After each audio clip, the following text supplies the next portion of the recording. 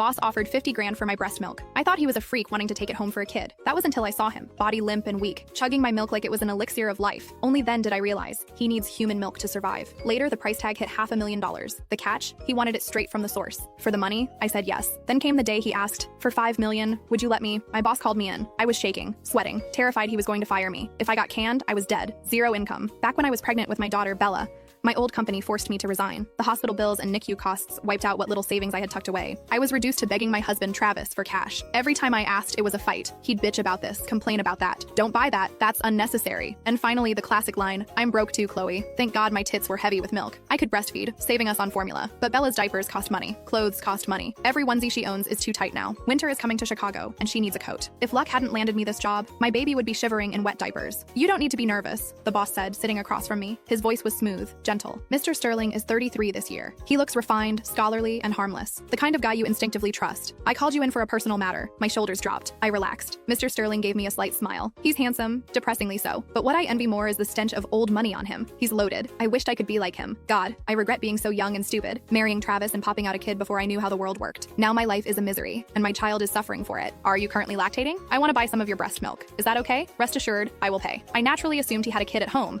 or maybe a friend's baby was starving and the mom ran dry.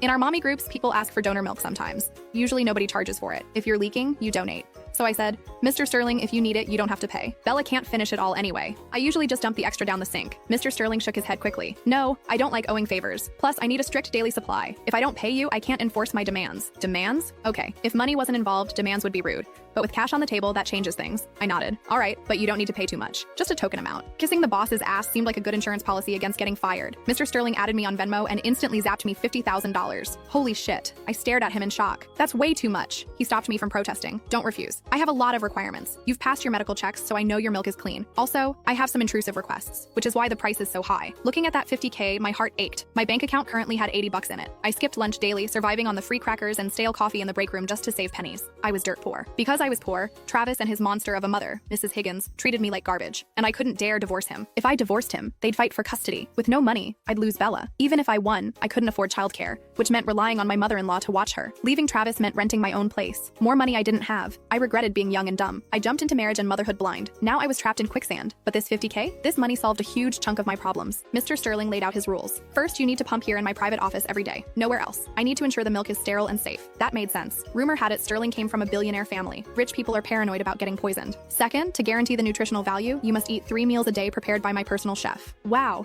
Rich people are difficult. But this was good for Bella's milk quality. Plus, eating dinner here meant I didn't have to go home and face Travis and the old hag for dinner. Win-win.